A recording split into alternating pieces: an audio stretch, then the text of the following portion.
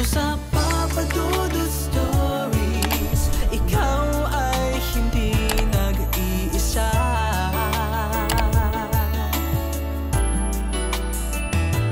Dito sa Papa Dudut Stories, may nagmamahal sa'yo.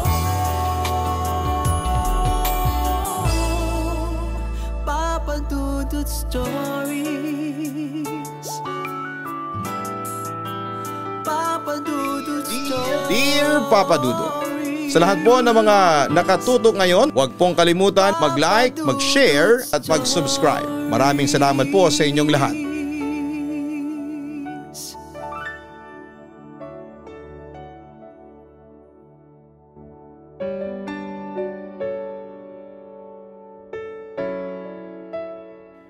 Biyaya ng langit ang pagkalooban ng anak dahil sila ay atin ng responsibilidad bilang magulang. Ngunit merong iilan na nagkakanak lamang ngunit hindi marunong magpakananay at tatay. Dear Papa Dudut, kumusta po? Sana po ay nasa mabuti kayong kalagayan. Kung ako kasi ang tatanungin ninyo, masasabi ko na hindi mabuti ang kondisyon ko. Bunga na rin siguro ng katandaan kaya madalas na akong magkasakit. Pero may mga gabi na naiisip ko na baka eto na ang karma sa akin ng tadhana. Dahil sa malaking kasalanan na nagawa ko noong araw. Kumbaga sinisingil na ako ng aking kabayaran at hindi ko na yon matatakasan. Bago ko po simulan ng aking kwento ay magpapakilala muna ako. Itago niyo na lamang po ako sa pangalang Marinel. 60 years old na ako sa ngayon at taga Quezon City. Ang kwento na ibabahagi ko sa inyong programa ay nangyari ilang dekada na po ang nakakalipas at nasa probinsya pa ako ng mga panahong yon. Hindi ko na lamang sasabihin kung saan para sa aking privacy. Umaasa ako na sa pagtatapos ng istorya na aking ibinahagi ay kapupulutan po ito ng aral ng mga nakikinig at huwag na sanang tularan ang nagawa kong pagkakamali. Lalo na sa mga kababaihan dyan na nangangarap na maging magulang. Lumaki ako sa isang pamilya na masasabi kong hindi naman mayaman. Pero hindi rin mahirap ang pamumuhay. Sa katunayan ay nakakakain kami ng 3 beses sa isang araw. O kung minsan ay labis pa roon. Masipag kasi ang mga magulang namin. Nagtatrabaho bilang mekaniko ang tatay ko samantalang tendera naman ng isda at gulay sa palengke ang nanay namin. At kahit na 4 kaming magkakapatid ay iginapang talaga nila kami upang mabuhay. Kaya nga ipinagmamalaki ko ang mga magulang ko dahil hindi lang sipag ang puhunan nila, kundi diskarte na rin. Noong araw ay pribilehiyo ang makapag-aral ngunit madalas ang mga kalalakihan lamang ang nakakatungtong sa eskwelahan. Kaya nga wala na sa isipan ko ang makapagtapos bagaman umabot naman ako sa elementarya kaya marunong akong magsulat at magbasa. Mas nakatuon ang mga ilaw ng tahanan sa pagtuturo ng mga anak nilang babae ng mga gawaing bahay. At kung paano magiging mabuting may bahay sakaling dumating ang araw na makapag-asawa na sila. Ako naman ay dumaan sa ganong pagtuturo ng aking nanay. Kaya masarap akong magluto at mahusay sa paggawa ng mga gawaing bahay. Papa Dudut, nung tumungtong ako sa edad na 19 anyos, ay nakilala ko si Anton. Anak siya ng isang negosyante na may-ari ng marami at malalaking sakahan sa probinsya namin. Masasabi ko naman na maganda ako, lalo na nung kabataan ko. Kaya naman hindi may kakailan na nabighani sa akin ng husto si Anton. Kung ilalarawan ko siya ay masasabi kong gwapo, matangkad, magginoo, matatas manalita ng wikang Tagalog at Ingles ang esposo ko. Oo, napangasawa ko si Anton ngunit hindi kami agad biniyayaan ng supling. Bagay na ilang beses ko ring kwenestyon sa Panginoon dahil nga sasabik na akong maging ina ng mga panahong yon. Kaya nga habang hindi pa kami nagkakaanak ni Anton, ay mas natuon muna sa anak ng mga pinsan ko at ilang malalapit na kaibigan ng aking atensyon. Papadudot mahilig ako sa mga bata. Ako ang nag-alaga sa mga kapatid ko noong maliliit pa lamang sila. At kahit na nga wala pa ako noon sa tamang gulang at malimit nang sumagi sa isipan ko na balang araw, ay gusto kong magkaroon ng anak. At hindi lang basta anak. Dahil gusto ko yung maganda at maputing anak. Kaya nga kapag nakakakita ako ng mga sanggol na may ganong katangian ay talaga namang natutuwa ako sa kanila. Kumbaga gustong gusto ko na laruin sila at alagaan dahil para sa akin ay hulog sila ng langit. Kaya nga naging malaking dagok ang hindi agad naming pagkakaroon ng anak ni Anton. Lalo na noong mga panahong yon na nanghihingi na ng apo ang tatay niya. Dahil sa aming sitwasyon ay madalas na kaming mag-away ng aking asawa. Kung ano-anong masasakit na salita ang sinasabi niya sa akin. Katulad na lamang ng may sumparaw ang aking matres. Kaya wala kaming mabuong bata. Napangit ako na baka ayaw kaming gawing magulang ng dahil daw sa akin at kung ano-ano pa. Nagpatuloy ang iringan namin hanggang sa pakiramdam ko ay pumasok na sa sistema ko ang lahat ng mga negatibo at pangiinsultong sinabi niya sa akin ng asawa ko. Pagkatapos ay unti-unti ay naramdaman ko na lamang na nawalan siya ng amor sa akin, Papa Dudut. Ngunit anong magagawa ko kung hindi ko mautusan ang aking katawan na magbuntis, hindi ba? Lahat ng paraan na alam ko, pati ng nanay ko ay ginawa na namin upang mabuntis ako. Kumonsulta rin kami sa manggagamot ngunit limitado lamang ang kagamitan at kaalaman nila. Kaya nirekomenda nila kami noon sa ospital sa Maynila. Pero dahil walang pera para makaluwas, ay kung ano-ano na lamang na halamang gamot ang ininom ko para lamang maayos ang kung anumang diferensya sa katawan ko nang sa ganon ay mabuntis na ako ni Anton. Pero wala pa ring nangyari.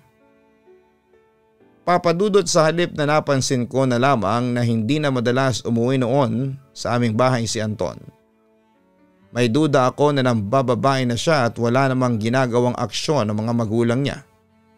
Dahil para sa kanila ay wala akong kwentang asawa. Uso kasi nung panahong yon ng mga kababaihan ay dapat na mabigyan ng anak ang mga kalalakihan. Pag hindi nila yun nagawa ay maituturing silang walang kwenta. Hindi nagtagal ay nangyari nga ang kinakatakutan ko, Papa Dudut. Matapos mag-uwi si Anton ng ibang babae sa pamamahay namin na ipinakilala niya yon sa mga magulang niya at sobrang saya nila dahil nga buntis ito. Dahil sa nangyari ay nanibugho ako at nasaktan ng husto sa ginawang harap-harapang pagtataksil sa akin ni Anton. Pero mas lamang doon ang pagkataranta at takot na baka mapalitan ako ng panibago niyang babae sa buhay niya at bahay nila. Dahil sa nangyari nalugmok at ginugol ko ang panahon ko sa pag-inom ng alak. Makalipas ang ilang araw ay nalaman kong buntis ako sa anak namin ni Anton. Ang totoo, ilang buwan na rin akong buntis pero wala akong kamalay-malay. Madalas kasing may nangyayari sa amin ni Anton bago niya ako ipinagpalit sa ibang babae.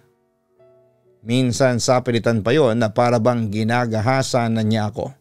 Ngunit buong loob ko pa rin ibinibigay ang aking sarili dahil asawa niya ako at gusto ko na mabuntis niya ako. Papa Dudut, sobrang saya ko nang malaman kong buntis ako at agad ko yung ibinalita kay Anton. Natuwa rin naman siya at humingi ng tawad sa akin. Agad niyang inabandona ang babaeng nabuntis niya at mabilis na bumalik sa akin ang amor ng asawa ko. Kaya nga tuwang-tuwa ako dahil sa wakas ay dininig na ng Panginoon ang panalangin ko na magkaroon kami ng anak. Hindi naging madali ang pagbubuntis ko, Papa Dudut. Nandun yung natakot din ako sa kaligtasan ng sanggol sa aking sinapupunan. Dahil nga nakainom ako ng alak bago ko pa nalaman na buntis ako. Pero hindi ko hinayaang kainin ako ng takot na yon. Sa halip ay nagpaka-positibo ako at umasa na maluwalhati kong isisilang ang anak namin ni Anton. Hindi nagtagal ay dumating ang araw ng pagsilang ko at gano'n na lamang ang dismaya ko dahil may diferensya ang sanggol na niluwal ko. Wala siyang mga braso at binti, kaya naman imbes na matuwa si Anton ay nagalit siya sa akin at sa anak namin. Bukod doon ay hindi rin maputi ang anak namin at para sa akin ay pangit ang pagkakaroon ng hindi kaputi ang balat. Alam ko na marami sa mga nakikinig sa atin ang magagalit sa akin. Pero yun kasi talaga ang kagandahan na alam ko. Kumbaga masasabi ko na maganda ang isang tao kapag maputi siya. Kaya nga kataka-taka dahil pareho namang kaming maputi ni Anton. Bakit hindi naman ng anak namin ang aming kutis? Ewan, pero naisip ko na may sakampon ng demonyo ang batang isinilang ko. Kaya naman nawala na ako kaagad ng amor sa kanya. Sa kabilang banda, inuwi ko rin siya noon sa bahay at inalagaan dahil nga anak ko pa rin naman siya. Pinaunawa yon sa akin ng nanay ko matapos ko siyang kausapin at maglabas ng sama ng loob sa kanya tungkol sa kapansanan at itsura ng aking anak. Masasabi ko na tinalaban naman ako bilang nanay ay nakonsensya ako, Papa Dudut. Kaya nga kahit mahirap at matrabahong mag-alaga ng sanggol na may kapansanan ay tinaga ko yon dahil lamang anak ko siya at galing siya sa akin. Kaso aaminin ko na kahit na anong gawin kong pagkumbinse sa isip ko na matanggap ang anak ko na mahalin siya. At ito ring nabiyaya sa buhay ko gayong matagal rin naman namin siyang hiniling ni Anton ay hindi ko pa rin magawa. Sa katunayan ay iritang-irita ako kapag umiiyak siya at madalas na ang katulong namin sa bahay ang nag-aalaga sa kanya.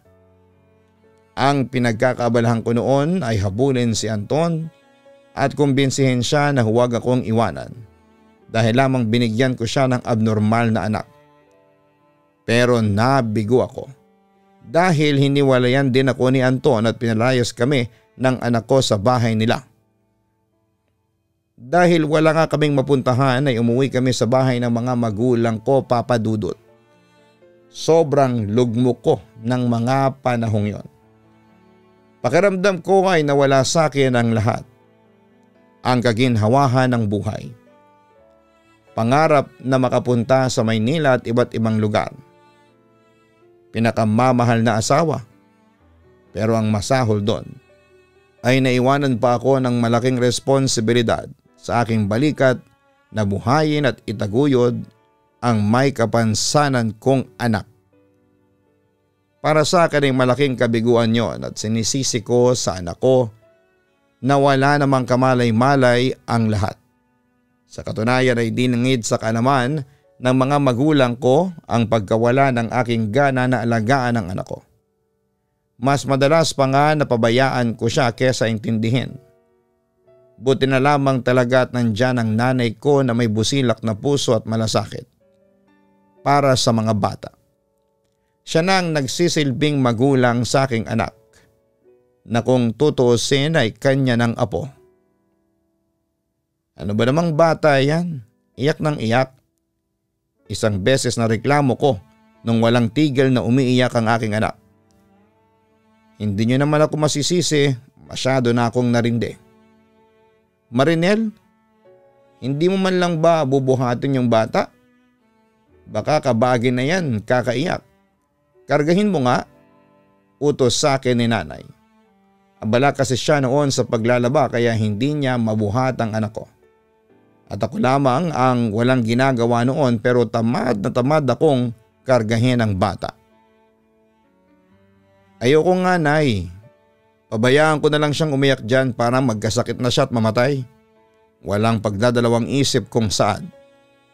Pagkarinig ng nanay ko sa sinabi kong yon ay agad na nanlaki ang mga mata niya sa gulat at hilakbot. Santisimo kang babae ka? Mangilabot ka nga sa mga sinasabi mo. Gusto mong mamatay ang anak mo? Anong klaseng ina ka? Aniya pero nagkibit balikat lamang ako, Papa Dudut. Sinong ina ang magmamahal sa ganyang klase ng anak? Sige nga, para siyang hindi nanggaling sa akin. Dahil napaka-abnormal niya. Di kaya anak ng demonyo ang batang yan at nagkataon lamang na ipinagbuntis ko? Baluktot kong katwiran. Nagalit na sa akin ang tuluyan ang nanay ko at agad niyang pinunas sa kanyang saya ang basa at may bula niyang mga kamay. Pagkatapos ay mabilis siyang naglakad tungo sa kinakaroonan ng anak ko upang kargahin yon. Napairap na lamang ako. Dahil akala ko naman ay inapi ko ang apo niya, wala naman akong ginagawa ng mga panahong yon. Pero masama ang loob ko dahil para sa akin ay masyado niyang kinakampihan ang bata na may sakampo ng demonyo. Ewan, Papa Dudut. Pero kumbinsido talaga ako na sinumpa ang anak ko kaya siya nagkaganon at wala na akong magagawa upang baguhin pa ang kapalaran niya. Dahil nga pinanganak siyang miserable. At ang nakakagalit doon ay dinamay niya pa ako. Kaya nga habang tumatagal, sinisisi ko ang anak ko sa mga kamalasan ko sa buhay. Bukod doon ay madalas ko rin siyang kinukumpara sa ibang mga bata, bagay na lagi rin kinakagalit sa akin ni nanay. Buti pa yung anak ng pinsan ko, kay gandang bata. Samantalang yung anak ko parang pinulot sa imburnal. Tapos mukha pang hindi tao. Sino kayang pinagmanahan nito? Naiinis kong tanong sa nanay ko. Agad niya akong inirapan sabay sabi sa akin ng mga katagang, kanino pa ba manggagaling ang bata na yan? Sa'yo lang naman.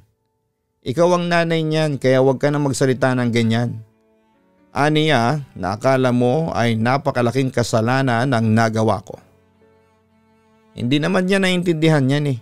Ang bata-bata pa niya. Wala pa yang muwang sa mundo. Katuwiran ko. Wala pa ngang muwang sa mundo ang anak mo. Pero ganyan na kung ituring mo. Ewan ko naman sa iyo anak, kung anong klaseng ina ka. Hindi naman kita pinalaking ganyan, matakot ka nga sa karma. Galit na saad sa akin ni nanay. Sa totoo lang ay hindi ko alam kung anong klaseng karma ang sinasabi niya. Dahil para sa akin ay makatuwiran ang trato ko sa aking anak. Saka ako na nga ang iniwanan ng asawa ko at nakaranas ng pagmamalupit mula rito ay ako pang makakarma. Para sa akin ang pagkakaroon ng isang pangit at malahalimaw na anak. Ang karma ko. Meron pa bang ilalala yun? Aba kung gano'n ay maawa naman sa akin ang kapalaran. Papa Dudut, pinilit ko namang tanggapin ang anak ko. Pero hindi ko talaga magawa. At malaking dagok talaga sa akin ang kanyang itsura. Sumunod noon ang kulay niya na hindi ko matanggap dahil pangit para sa aking paningin. Kaya nga may isang beses nasa irita ko sa kanya ay pinaliguan ko siya. At hinilod ng bato na patanggal ng libag sa balat ang kanyang katawan. Umaasa kasi ako na pagkatapos kong gawin ang bagay na yun ay puputi siya. Pero hindi yun nangyari, sa halip ay namula at lalong nangitim ang kanyang balat dahil sa sugat. Nang makita yun ng nanay ko ay galit na galit siya sa akin. Sa sobrang galit niya ay naiyak na lamang siya. Ano ba ang pumasok sa isipan mong bata ka? Bakit mo ginanon ang anak mo? Saad niya habang umiiyak. Ako naman ay napaisip kung bakit ko nga ba nagawa ang bagay na yon sa anak ko. Mga ilang segundo rin akong natulala at napaisip ng irarason bago ko binuka ang aking bibig para magsalita. Wala lang. Napapangitan kasi ako sa kanya at naiitiman sa kulay. Kaya gusto ko sana siyang pumuti. Saad ko dahilan para hampasin ako ng nanay ko nang naabot niyang dyaryo. Naparay naman ako noon at kwenestyon ng pagiging nanay niya. Pero lalo lamang siyang nagalit sa akin at kung ano-anong masasakit na salita ang sinabi niya sa akin, Papa Dudut. Hindi magiging maputi ang anak mo sa ginagawa mo. Bakit kasi hindi mo nalang tanggapin na ganyan talaga ang kulay niya? Wala namang masama kung hindi kaputian ang anak mo. Sabi niya, pero kinumpronta ko siya. Wala nga pero nakakainis pa rin lalo na at hindi nga siya kaputian tapos may kapansanan pa siya. Sabi ko na ang tinutukoy ay ang pisikal na kapansanan ng aking anak. Uminit lamang nang uminit ang away naming yon ni Nanay Papa Dudut. Kung ano-anong masasakit na salita pa ang ibinato niya sa akin. Hanggang sa huli sinabi niya na huwag ko na raw hahawakan ang aking anak dahil baka raw mapahamak lamang ito sa aking kamay. Pabor sa akin ang bagay na yon dahil ayoko sa anak ko. Simula kasi nang dumating siya sa buhay ko ay nagsunod-sunod na ang kamalasan na pinagdadaanan ko. Bukod sa iniwan at pinagtabuyan ako ni Anton ay naging tampulan ako ng tukso at pangungutya sa lugar namin. Kasi meron daw akong anak na kampon ni Satanas. At kahit na pinabulaanan niyo ng mga magulang ko sa pamamagitan ng pagkausap sa mga taong nagpapakalat ng tsismis at maling sapantahan tungkol sa akin, ay mas lalo lamang lumalim ang pagkamuhi ko sa aking sariling anak. Papa Dudut, madalas kong ipagdasal tuwing gabi bago ako matulog na sana'y mawala na lamang ang anak ko. Na kung maaari ko lamang balikan ang nakaraan ay hindi ko nagugustuhing dalhin siya sa aking sinapupunan. Na kung alam ko lang na magiging malaking sumpa at dagok siya sa buhay ko, ay noon pa lamang ay sana'y nasakal na siya ng sarili niyang pusod nang sa ganon ay mamatay na lamang siya. Alam ko na maraming magsasabi na masama akong ina. Oo, aminado ako na masama ako pero ewan. Hindi ko na rin maunawaan ang sarili ko at kung ano-ano na lamang ang tumatakbo sa isipan ko ng mga panahong yon. Hanggang isang araw, dininig ng Panginoon ang matagal ko nang hinihiling matapos mamatay ng anak ko sa isang mabigat na karamdaman. Sa totoo lang, natawa talaga ang una kong reaksyon nang malaman ko yon pero ewan ko na lang kung bakit bigla kong naramdaman yung sunod-sunod na pagtulo ng luha ko sa aking mga mata pagkatapos noon. Tapos ay dinig ko pa ang palahaw ng nanay ko habang tinatawag ang anak ko, kaya mas lalo akong naapektuhan. Umiyak na rin ako noon at sinubukang lapitan ang wala ng buhay kong anak. Pero bago ko pa mahawakan ang malamig niyang katawan ay sinampal na ako ng nanay ko sa mukha. Galit na galit siyang humarap sa akin, sabay sabi ng mga katagang, wala kang karapatan na hawakan ng apo ko. Aniya na may pagdidiinan. Pero kumontra ako at sinabi ko sa kanya na may karapatan ako dahil ako ang nanay niya. Sabi ko. Iyak na ako ng iyak ng mga panahong yon pero walang pakialam sa akin ang nanay ko. Nanay ka lang niya? Oo.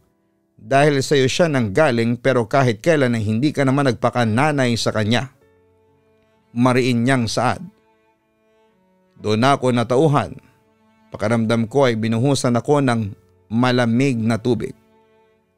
Natuod ako't napatulala sa aking kinakatayuan habang dinadala ng mga taga-punerarya ang aking anak Papa Dudut. At maging hanggang sa kanyang burol at libing ay hindi rin ako pinalapit ng nanay ko. Paulit-ulit niyang sinusumbat sa akin ang kapabayaang nagawa ko noon sa aking anak, na dapat bilang magulang, ako raw ang mag-alaga sa kanya. Ako raw ang dapat unang tumanggap at magmahal sa kanya at hindi ang ibang tao. Pero lahat ng iyon ay hindi ko nagawa dahil mas nang ibabaw sa akin ang matinding galit, panibugho, paninisi at naging makasarili daw ako. Sa totoo lang ay tama ang lahat ng mga sinabi ng nanay ko at wala na akong nasabi pa para kontrahin yon. Umiyak na lamang ako ng umiyak habang sinisisi ang aking sarili. Humingi rin ako ng kapatawaran sa aking anak at sa Diyos dahil sa pagiging pabayang magulang. Habang nagdaraan ang mga araw, hinahanap-hanap ko na ang anak ko, Papa Dudut, pero hindi ko siya makita. Hindi siya sumasagot sa tawag ko at doon ko nga napagtanto na wala na siya. Napatay na siya. Doon ko rin napatunayan na saka mo lang makikita ang halaga ng isang bagay o tao kapag nawala na ito sa iyo. Sa lagay, binawi na ng Panginoon sa akin ang anak ko dahil hindi ako naging mabuting ina sa kanya. At sa karamihan, nararapat lamang na pagdaanan ko ang bagay na yon dahil kinarma na ako. Nung namatay ang anak ko ay palagi ko na siyang napapanaginipan. Doon ay nakikita ko ang nakakatakot niyang anyo habang humihingi ng tulong sa akin. Tapos ay nagigising ako, napawisan at hinihingal. Kinakatakutan ko na ring matulog dahil sa mga nangyari. At kahit na anong dasal ko ay paulit-ulit pa rin akong binabangungot. Mabilis na lumipas ang mga taon. Nakapag-asawa kong muli ngunit hindi na kami nagkaroon ng anak. Kung mabuntis man ako ay nalalaglag lamang ang sanggol sa sinapupunan ko. Sobrang sakit para sa akin na mamatayan ang anak ng paulit-ulit, kaya nga naisip ko na baka yun na talaga ang karma ko dahil sa pagiging pabaya kong magulang. Isang beses ay humingi ako ng payo sa nanay ko tungkol sa aking sitwasyon. Malaki ang pagkakasala mo sa anak mo, kaya kinakarma ka na. At kahit na gaano katagal ka pang magsisi, hindi ka na mapapatawad ng Diyos sa kasalanang nagawa mo. Kung tutuusin ay hindi ang malubhang karamdaman ang kumitil sa buhay ng anak mo kundi ikaw. Dahil simula nang isinilang mo siya sa mundo ay hindi mo siya natanggap at hindi mo siya minahal. Saad ng nanay ko na tumama ng matindi at malalim sa aking puso. Sa ngayon patay na rin ang nanay ko at kahit hanggang sa huli niyang hantungan ay hindi kami nakapagpatawaran. Bilang anak ay masakit sa akin yon kaya nga araw-araw ay hinihiling ko sa Panginoon na kunin na lamang niya ako. Hirap na kasi akong dalhin sa aking dibdib ang konsensya sa mga bagay na nagawa ko nung araw kaya mas gugustuhin ko na lamang ang mamatay. Pero hindi yun ibinigay sa akin sa halip ay umabot pa ako sa edad kong ito kung saan ay mag-isa na lamang ako sa buhay. Maging ang aking asawa ay inagaw na rin sa akin ang kamatayan kaya nga kinain ako ng matinding kalungkutan. Buti na lamang at nadiskubre ko ang programang ito kaya kahit papaano ay meron akong pinagkakalibangan. Maraming salamat sakaling mapili po ninyong basahin sa inyong channel ang kwento ko. Sana'y matuto mula sa aking karanasan ng mga tao na nakapakinig po nito at pakiusap ko lamang ay pakamahalin ninyo ang inyong mga anak. Wag na wag niyo akong tutularan. Wag kayong maging pabayang magulang. Kayo dapat ang pangunahing maging taga-protekta ng inyong mga anak at hindi ang nangungunang manghusga sa kanila. Hanggang dito na lamang po ang sulat ko at salamat po sa pagbasa. Lubos na gumagalang, Marinel. Kapag humiling tayo ng isang bagay at tinupad ito ng Diyos, ay siguraduhin po nating pagkaingatan natin ito. Dahil anumang sandali ay pwede niya itong bawiin sa atin. Bukod doon ay maaari rin niya rin tayong pagbayarin sa mga kasalanan natin sa pamamagitan ng mga karmang darating. Kaya kung ayaw nating mangyari yon ay mag-isip-isip tayo at matuto mula sa mga karanasan ng iba. Hanapin po ang Kaistorya YouTube channel para sa ibang nakakatakot na kwento. Uploaded by yours truly Papa Dudut and narrated by Jason Steele. Mag-subscribe din sa Papa Dudut Family YouTube channel at manalo sa aming mga post. Kung papaano, manood po kayo. Maraming salamat po.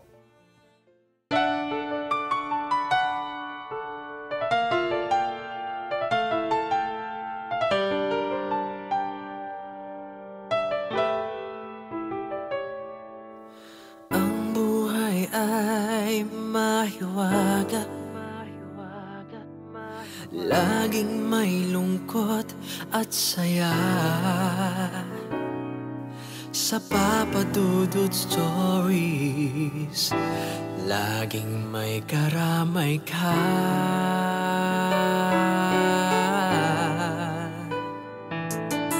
Mga problemang kay bigat, dito ay pakikinggan ka.